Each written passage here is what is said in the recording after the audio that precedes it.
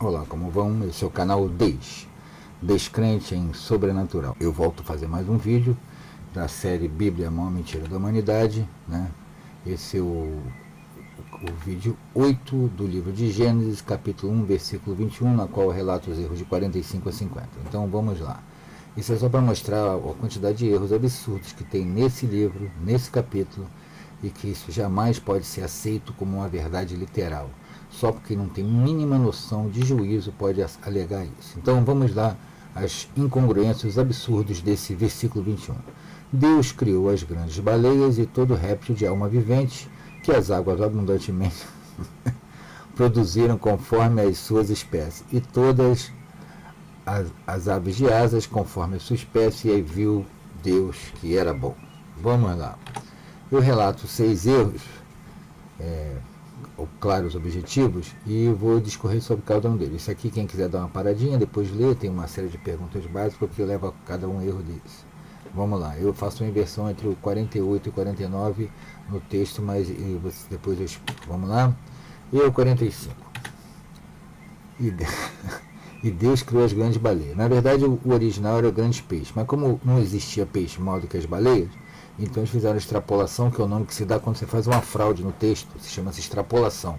Ou seja, alguém fraudou, inventou uma outra coisa, aí chama extrapolação. Então vamos lá.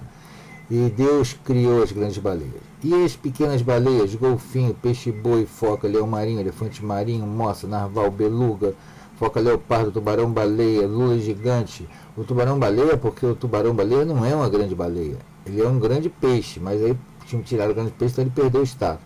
Lula gigante é até ornitorrinco, né? Então de onde vem isso, né? Essa ideia criacionista. Eu vou só passar rapidamente a imagem desses animais, só para você ver a quantidade que são, e muito mais do que isso, né? Aqui uma foca anelada que só habita o polo norte, não habita o polo sul. Um elefante marinho, né, que habita o polo sul. E aqui o elefante marinho, esse está em Vitória, a apelido dele é Fred, e em Vila Velha, ele anda entre as duas cidades, vocês dão uma lidinha aí rapidinho, né? O elefante marinho. Esse aqui é uma foca leopardo que só habita o sul, que é predadora de pinguim, porque você sabe que o pinguim, na época da Arca de Noé, eles foram tudo para o sul, eles não foram nenhum para o norte. Apesar de estar lá no hemisfério norte, resolveram vir para o sul. E a foca veio atrás também, andando, tá? Que bobagem. A amostra que dormiu em cima do submarino nuclear, né, em cima do lançamento de ogiva em 2014. Outra amostra, isso aqui é uma toninha, um cetáceo natural do sul, está morta por aquela doença que está no bico dela ali. Isso aqui é outra imagem. Isso aqui a gente viu a imagem de toninha, a diferença entre as toninhas e o golfinho, que são primos, né? Isso é bom. Isso é o narval permitido, que dá no hemisfério norte, a ser caçado pelos inuites como forma de manutenção da tradição e alimento para eles. Isso é uma beluga encalhada tentando desencalhar, uma beluga perturbando o juízo do mergulhador, que eles são animais extremamente dóceis, não são agressivos, né?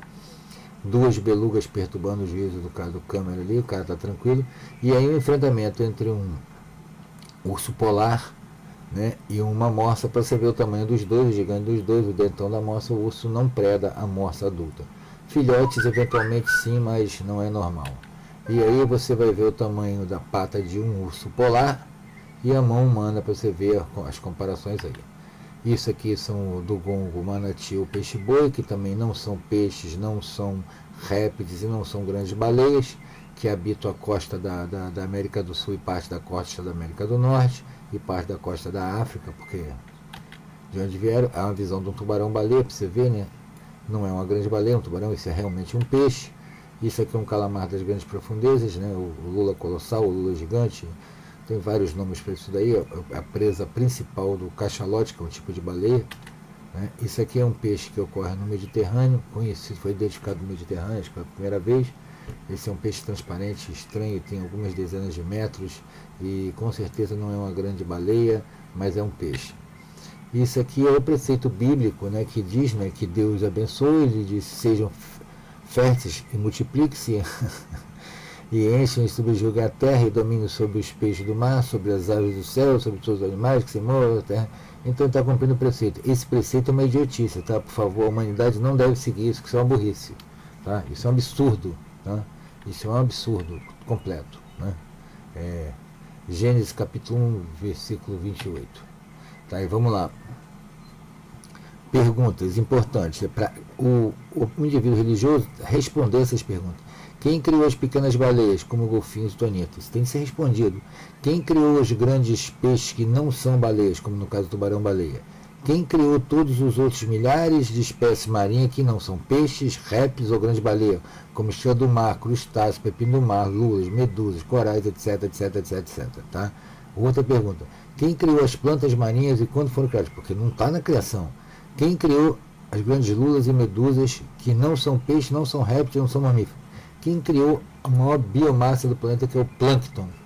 É fundamental na cadeia alimentar geral. Quem criou? Também ninguém. Então, essas perguntas e muitas outras que eu não coloquei aqui que devem ser respondidas. Não é ficar falando que aquele texto é literal, que isso é uma besteira. Esse texto não é literal, esse texto é uma bobagem sem fim. Gênesis é uma idiotice do início ao fim. Tá? Para qualquer pessoa que tem um mínimo de conhecimento, Gênesis é um equívoco. Vamos seguir, erro 46. E todo réptil de alma vivente. Mais uma bobagem, erro 46. Todo réptil de alma vivente. Os répteis têm alma e os grandes baleias não têm alma. Todo ser vivente tem alma, só tem alma quem tem vida. Pode-se ter vida sem ter alma? Essas são as questões. Então vamos lá. Isso aqui são os micro-organismos desalmados, né? Seriam eles todos desalmados. A vida seria possível sem os micro-organismos da Terra, que não foi citado na criação, não é falado na criação? É possível ter vida? É possível ter vida sem esses seres? Não, não é possível ter vida na Terra. Não é possível. Nem a sua. Sem micro-organismos você morre. Tá? E esses vermelhos encapetados aí, células vermelhas sem alma e sem núcleo, eles têm alguma coisa com capeta? Eu não vou explicar o que é, não, você tem que descobrir, mas isso é bem fácil. Qualquer biólogo, bioquímico mata essa charada, técnico, laboratório, você fala. Mas eles são do capeta, porque são vermelhinhos assim? Isso aqui é uma flora, né? Microscópica e fundamental para o equilíbrio de tudo que existe nesse planeta. Essa daqui é uma flora especificamente marinha, de água salgada. Então, esses animais são responsáveis pelo equilíbrio de uma série de coisas, né? Sem os desalmados micro-organismos não haveria vida na Terra, nem nós existiríamos, tá? Mas Deus nunca nos criou. Outro equívoco tremendo. Fala de grande baleia, fala de peixe, esquece do elemento fundamental, que são os micro-organismos. Os estromatólidos são de onde surgiu a primeira faixa de vida. E aí eu estou mostrando para vocês essa camada aqui, ó.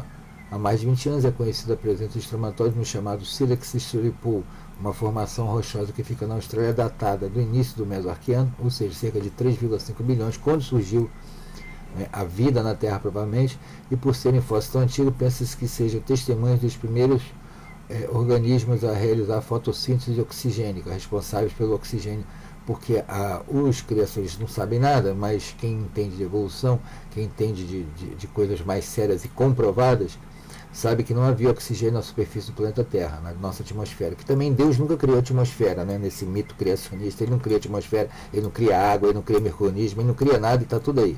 Né? Não tem a menor importância, essas coisas só são fundamentais para a existência da vida, né? Esse monte de besteira que está escrito nesse livro. Mas então, esses estromatóides provavelmente foram os organismos que ao longo de bilhões de anos encheram de oxigênio a nossa atmosfera, tá? Então as perguntas que têm que ser respondidas, tá? Tem que ser respondidas. Todos os seres vivos têm alma? Essa é a questão. Tem ou não tem? Todas as células são seres viventes? São ou não são? Quando os seres viventes morrem, as almas ficam ou se desfazem? Os gametas, fique sabendo, são células reprodutivas, têm meia quantidade de cromossomo, não é uma célula completa, mas ela é viva. Eles têm meia alma, alma inteira. Se eles têm alma inteira, quando juntam os dois gametas, macho e fêmea, vira duas almas num ser só. Os vegetais têm células vivas e por isso eles têm alma, né? Todos os milhões de espermatozoides têm meia alma ou não têm nenhuma alma? Por que Deus não falou dos micro-organismos? Ele não sabia? Ou será que quem escreveu essa grande lorota, essa grande balela, é que não sabia, por isso não escreveu? Isso é que você tem que pensar, isso, procurar as respostas verdadeiras, não vir com resposta pronta que você não conhece igual um papagaio de pirata, não. Erro 47. Tá? As águas abundantemente produziram conforme a sua espécie. Isso é uma besteira, gente. Eu entendi. As águas abundantemente produziram. Ele está me dizendo que quem produziu foram as águas, não foi Deus. Foram as águas que produziram? É isso? As águas têm poder? Então, aí a gente vai passar, eu vou voltar aqui, a gente vai ter 3 problemas, além dessa bobeira, essa idiotice de águas produziram abundantemente. 3 problemas se produziram adultos, que eu vou citar um por um agora. Então vamos lá, o primeiro, a cadeia alimentar. Então leia aí. O problema da alimentação é que hoje sabemos a importância que os alevinos e filhotes, que são a mesma coisa, os alevinos são filhotes de peixe, têm sendo o sustentáculo e a base principal da cadeia alimentar. Isso se aplica na cadeia alimentar terrestre e marinha. Se todos os animais nascem adultos, como vão se alimentar sem os filhotes e alevinos que são predados pelos predadores para sustentar essa parte? Ou seja, basicamente de qualquer espécie que produz 200, 300, 100 mil, 1 milhão de descendentes, 1 ou 2 sobrevivem no máximo para manter a espécie. O resto dos milhão vai embora. Como é que você vai ter vida se essa quantidade imensa de filhotes não tem? A cadeia alimentar ia para o brejo. Então, a grande maioria dos predadores morreria. Vamos lá. A questão da reprodução. Outro problema das perfeições, das bobagens criadas por um Deus, as panaquices que se fica argumentando, esses criacionistas que não têm juízo na cabeça, querem botar essa versão, que é uma versão alegórica, como se fosse uma versão literal. Vamos lá. Aí tem de refletir e pensar, porque não adianta jogar historinha, tem de falar, esclarecer. Reprodução. Então vamos lá. O problema levantado. Sendo que todos os animais foram criados por Deus e devem ser todos perfeitos e iguais, logo no primeiro ciclo reprodutivo, em que todos os machos e fêmeas são iguais e perfeitos, como se processa a escolha ou a batalha entre os reprodutores dominantes? Se todos eram iguais, só daria empate nos conflitos, né? É impossível duas iguais se vencerem. E aí? Mas e as escolhas? Não haveria vencedor? Não haveria como? Seria o quê? Então, Deus, para compensar isso, fez uns ruizinhos para perderem na competição e não se reproduzirem, serem surrados. Então Deus seria capaz de fazer animais imperfeitos, ruinzinhos, para perder a competição? Isso que você tem de pensar. Mas esse é o primeiro problema, né? Vamos ao outro problema, o problema da predação, né? Se havia predação entre os animais, como ela funciona? Já que hoje sabemos que os predadores funcionam como controladores da qualidade, não sendo capazes de capturar presas adultas sadias na maioria dos casos, né? Uma parte dos casos. Então todos os predadores morreriam, já que todas as presas eram adultas, perfeitas e sadias, correto?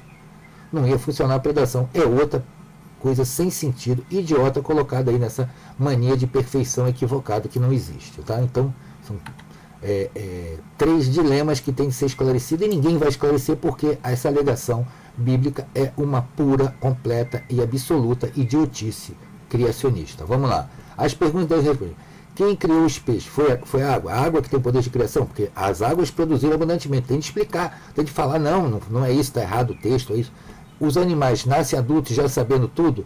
No caso dos mamíferos marinhos, no caso das baleias, que tem toda uma estrutura de fala montada, já nasceram falando, emitindo sinais, se comunicando, tendo tudo, todos sabendo tudo que tinham de fazer, técnica de caçada coletiva, etc. Porque as orcas são super bem treinadas. Elas passam anos para desenvolver, os golfinhos também, então já nasceu tudo sabendo. Os grandes seres marinhos que não são baleias foram criados por quem? Né? Se não tinha alevinos filhotes, como seguiu a cadeia alimentar? Se todos os peixes eram iguais, machos e fêmeas, como eles para fazer a reprodução, como é que foram escolhidos? Quem eram os dominantes, quem não eram os dominantes? Como é que foi a escolha das fêmeas, sendo todos iguais? Como é possível a predação entre seres perfeitos? E aí? Essas perguntas têm que ser respondidas. Como é possível a redação entre seres perfeitos? Me diz aí. Como é que faz? Tem de responder essas perguntas, só que não vai conseguir responder. Para responder isso vai inventar lorota, vai inventar tapiação, vai fazer malabarismo lógico, porque isso não tem resposta, porque não existe. O processo é evolutivo, por isso que a evolução é completamente comprovada. Erro 48. E toda ave de asas. Esse eu inverto com outro, mas vamos lá. E toda ave de asas. As aves sem asas não foram criadas por Deus? Existem aves sem asas? Por que criou aves com asas que não voam? Para que as asas das aves que não voam? Essa é uma questão do 48. Então vamos lá. Nova Zelândia, a representação do kiwi, que é essa avezinha engraçada aí, que põe um ovo gigante, que não tem asa. Ela não tem asa. Então ela não é ave porque ela não tem asa, ou ela é criada pelo capeta, né? A existência do kiwi é mais uma das centenas de provas que o mito da criação judaico-cristã é uma fábula ruim e mal adaptada à realidade dos dias de hoje. E cada dia fica pior, mais ridícula, mais sem sentido, né? Ali é o kiwi, etc. Tal, que põe aquele ovão ali, né? Uma ave esquisita que não tem asa, etc. Tal. Agora, para que asa no pinguim que vai nadar? Não sei, para que no avestruz? Eu já fiz isso no outro vídeo. Bobagem, sim, presidente. Pergunta, todas as aves têm asa? Não, não tem. Então, como é que foi? Essa não é abençoada, não foi criada por Deus? Para que servem as asas das aves que não voam? Não tem, para que ter? A evolução explica tudo isso. Sendo que uma ave sem asas, seria ela uma desobediente de Deus? Quem fabricou, criou o kiwi? Isso é tudo bobagem, né? Sem contar que Deus mandou as aves voar sem ter feito ela. Deus não fez as aves. Depois a fez, está fazendo agora. Ah, só besteira, gente. Vamos embora. Erro 49. Conforme suas espécies, etc. Tal. Deus conhecia espécies e confunde foca, réptil, peixe. É possível cruzar espécies diferentes. Isso aí, como é forma a sua espécie, eu vou passar rapidamente. Eu vou só mostrar assim, isso seria uma grande baleia, um réptil ou um peixe. E esse daqui não, esse aqui é um peixe, mas não é uma grande baleia, mas é um grande peixe. Mas os grandes peixes não foram criados, só foram criadas as grandes baleias. Que bobagem. Tá? Isso aqui eu dou uma explicação, você dá uma lida aí, dá uma pausa, uma lida, porque de onde vêm as lendas, os mitos, como esses todos que estão dentro da Bíblia? Isso tudo é mito, isso tudo é lenda, isso tudo é invenção, não tem juízo, tem pé na cabeça. Por isso que não se sustenta a melhor crítica e observação. Quando você aprofunda a crítica, vai tudo para o espaço, porque é uma invenção, é uma história inventada, histórias inventadas, todo mundo sabe, não se sustenta com uma observação mais séria. Né? Isso aqui é um peixe que ocorre no Mediterrâneo, próximo a algumas boias específicas, é um peixe chamado um peixe fantasma, etc. Ele tem algumas dezenas de metros, é muito grande, mas não causa nenhum mal ao ser humano, etc. Ele é translúcido.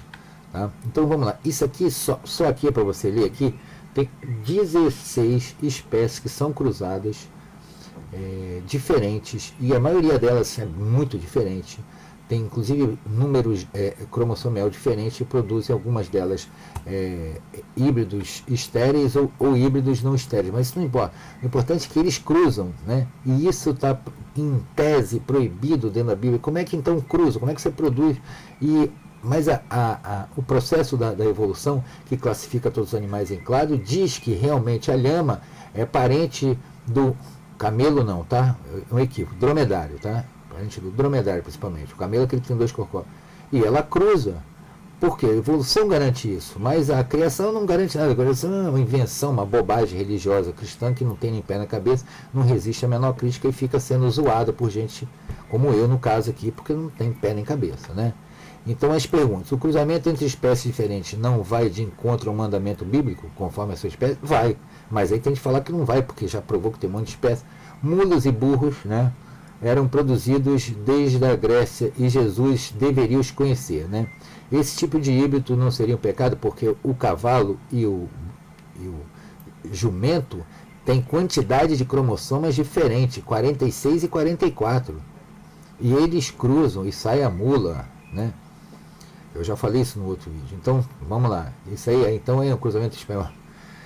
Se é possível reproduzir dezenas de espécies diferentes, inclusive dentre vegetais, né, de forma natural, o mandamento de Deus não deve ser verdadeiro, ou ele não é cumprido.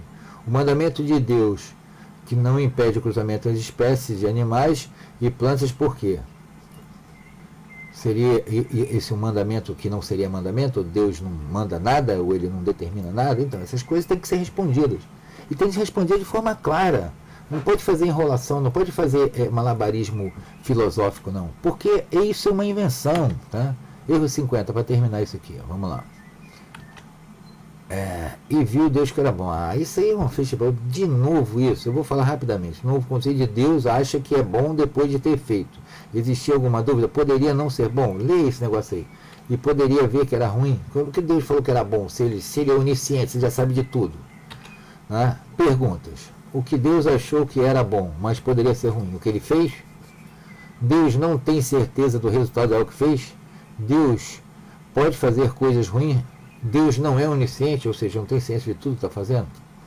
Bom, isso é bobagem, terminou em 50. Eu quero só passar aqui a foto do pai do ponto azul para lembrar que toda essa lorota nesse espaço gigantesco, infinito, né, que eu falo assim, isso aqui é uma imagem do nosso planeta dentro do sistema solar, não saiu do sistema solar não foi para esse bilhões de galáxias que existem no espaço, né? Está ainda na nossa galáxia que dos bilhões de sistemas que tem, né? Sistemas planetários que tem, nós somos um deles, na bracinho de Órion, e aí a gente visto depois de Netuno é essa coisinha, esse pálido ponto azul aí, né? Tudo que você conhece, toda essa lorota bíblica, essa baboseira sem fim, essa panaquice que fica engambelando um monte de gente sem juízo, como se fosse literal verdade absoluta, tudo foi feito só aqui, não tem em outro lugar, tá? Não existe outro lugar. E aí você tem a pretensão de que todo esse universo é seu. Ah, cai na real, deixa de ser pretensioso, se liga. Então eu gosto de lembrar, eu vou sempre lembrar, nele todos que você ama, todos que você conhece, todos de quem você já ouviu falar e de quem você não ouviu também, todo ser humano que já existiu, viveram suas vidas, totalidade de nossas alegrias e sofrimentos, milhares de religiões, ideologias e doutrinas econômicas. Cada caçador, cada rei, cada saqueador, cada covarde, cada herói, cada bandido, cada cara legal, cada morto. Tudo só viveu nesse planetinha. Tá? Então, só uma lembrança, essa é a distância de comunicação entre a Voyager 1 e a Terra, quando ela tirou essa foto, ela estava a 6,4 bilhões de quilômetros, ela saiu em 5 de setembro de 1977, durante 12 anos e 165 dias de viagem, como está escrito, até o dia 14 de fevereiro de 1990, quando ela fez a foto. Agora eu vou mostrar onde ela está, né? Isso é a imagem que a gente vê, né? Nós estamos ali naquele pontinho, aquele pixel, o Algório comentando essa mensagem do Carl Sagan, e eu quero mostrar aqui para vocês. A essa distância não tem nenhum pálido ponto azul. Ela pode virar as câmeras dela de alta resolução para o lado de cá e não vai achar nada, não vai ter ponto nenhum, porque ela está 19 bilhões 755 milhões de quilômetros distante da Terra, no cinturão de Oort, já saiu do sistema solar, está entrando no espaço sideral, o objeto mais longo, mais distante que o homem já botou. Ela ainda se comunica eventualmente, só que agora, se antes demorava 6 horas, você lembra daquela imagem lá que eu coloquei? Eu vou voltar a imagem para vocês lembrarem, né? Demora em média 6 horas, agora demora 6 vezes 3, 18 horas, ou seja, eu ligo hoje, meia-noite, ela vai receber a mensagem às 6 da tarde, e depois vai voltar 36 horas depois, ou seja, no outro dia, meio-dia, ela vai dar, eu vou receber a resposta dela, né? Oi, aí eu vou esperar um dia e meio para oi, entendeu? Então, tá bom, deixa pra lá. E o universo foi feito todinho para livros e vídeos recomendados. Eu vou recomendar os vídeos do Alfredo Benac, seus livros. Eu tenho algumas discordâncias políticas em relação à posição dele, mas ele é um cara muito legal, eu conheço pessoalmente. Eu coloco todos os livros dele aí, quem quiser comprar, e eu vou aproveitar, já que eu estou colocando, eu vou mostrar aqui para vocês. Ó, eu tenho esse, eu tenho até mais outro, e tem esse aqui, ó, né? Então eu comprei dele direto e foram autografados, e tem os outros que eu baixei na época que ele deixava que você baixasse direto na internet. Bem, galera, é isso daí, para provar mais uma vez esse monte de equívocos e bobagem dessa visão literal bíblica. Isso daí não se sustenta. Bem, eu encerro aqui, um grande abraço a todos. Quem quiser fazer qualquer comentário, xingar, perturbar, falar, não tem problema não, você pode fazer o que quiser. A verdade é imutável, tudo que eu relatei ali você não pode mudar, não adianta espernear, não adianta inventar, não adianta fazer malabarismo, né, filosófico, não vai mudar a verdade. A verdade, ela é inexorável. E por isso que cada vez mais as religiões estão caindo na descrença, exatamente por defenderem posições dogmáticas, né, e literais, como essa bobagem do criacionismo. Um abraço a todos, fim e obrigado. O próximo vídeo vem melhor.